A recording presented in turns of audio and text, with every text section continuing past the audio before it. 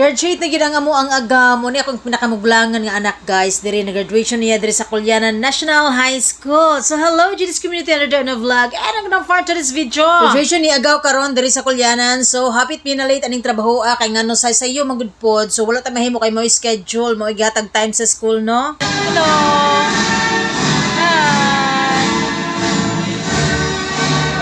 Finally, ang sacrifices ni Nicole no, nahuman na gyud nakagraduate na gyud siya junior high. Dili biya basta-basta ang kinabuhi ni agaw kay ngano. After siya miskwela guys, mo diretso pa ni siya training camp kay mag-training binisa sa weightlifting. Athlete man ni siya so dili gyud basta-basta iya mga sacrifices. Oy kapoy ang kinabuhi oy. Mingo gud iyang pahuway sa training then miskwela pa. So anyway, kay nakita nako iyang pangarap mo nang suportaran jud nako siya and of course ang ako ang whole family gisuportaran jud namo siya siyang pangarap sa weightlifting. But I make sure nga dili pud mabiyaan ang iyang pag-eskwela kinahanglan human gid siya. Og diring dapita ang audience naghulat rin sa plane ang ako ang anak ug ang ako ang igsoon in town na nakita niyo akong nang sa kong anak na boring na siya gigutom na ni siya kay ngano bawal siya mag cellphone gusto siya mag cellphone dili na ako siya pa cellphone no. Okay guys, limited ra gyud niya ang pag cellphone ako nang gina-count ang oras sa iyang pag cellphone dili pwede palaban na atong anak mag cellphone so nang pasagdaan gyud ako siya nga maboring mawala ra pud niya pagka boring basta tagaan na gyud siya pagkaon oh. So mo ni JD's community ang tambal sa boring sa kong anak pagkaon mo nang tagaan tag pagkaon gipalitan og Milo sa iya diha sa tindahan.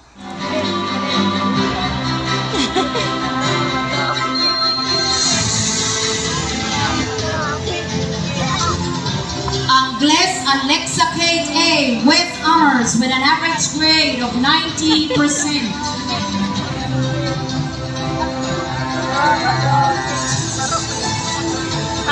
Ug ang iyang pastime isa sa mga favorite niya dula ang kaning pitik-pitik kanang litik-litik dahil ug mapil liktan ang ilo ug liktan ang dalunggan mo ni iyang kalingaw guys dapat ka man napita gigutom na gyud siya so therefore perting kaon na gyud sa kong anak dire. Al gawait mi ni agaw nga mahuman nila ang graduation ceremony na ngaon sa bisada plan oy kapating gutuman na magyud akong anak murag gigutom na gyud siya maayo na so wala na gyud siya nangpit aning trabaho aba o perti lagi yung kaon sa kong anak in town kaluoy.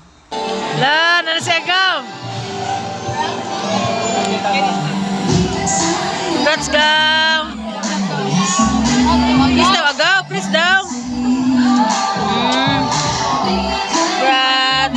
Finally, JD's community na human na yun ang ceremony ni agaw in town. Dugay-dugay pagpitaw na human nung gigutom siya ng trabaho kay ngano 6:30 na anak siya sa school kay sayo kay 7 nag-start na ang graduation. Muna ako lang siyang gilanan pagkaon kay for sure best in kaon po ba na siya no. Dahil pagkahuman ni kaon na mo guys, na diretso namin sa ilahang classroom kana ay meeting ang mga parents ato mga obligation mo attend og meeting nga parents. Correct. So karon day guys no magpasalamat ni Ma'am Castillo mo ning advisor ni Nicole sa grade 10. Grabe iyang pasensya ni Nicole no kay athlete ba usahay wala sa klase pero grabe iyang pagpalangga and of course grabe ang learnings nga gi-impart niya kay Nicole. And of course daghang salamat Kulyanan National High School kay gwapa gyud kay laha academic diri guys kung namoy anak diri nyo pa eskwela kay nindot kay ang Kulyanan National High School. O karon JD's community na human gyud ang amo ang meeting din bongga kasi Ma'am Castillo kay lagi siya pa merienda siya mga estudyante ba palangga gyud kay nila mga estudyante. So manguli na mi JD's community kay perting kay inita din perting kagutuman na gyud in town in trabaho so therefore mangita mig asa mi maniud to ani. And so kay request man sila ani nga mga on mi sa Delbero so inganhin na pod mi. So ganahan ko mo ka-under guys amo ang i-celebrate ang kadaugan ang celebration ni Nicole. Ug dili na to kalimtan pagpasalamat atong buhi nga Dios sa regalo nga gihatag niya sa Nicole no ang kadaugan sa iyahang pag-eskwela ug sa weightlifting. Thank you so much Lord sa kusog nga gihatag kaniya. And that's it. This is Mikila JD. Thank you so much for watching. Bye everybody. Dalaygon ang atong buhi nga Dios.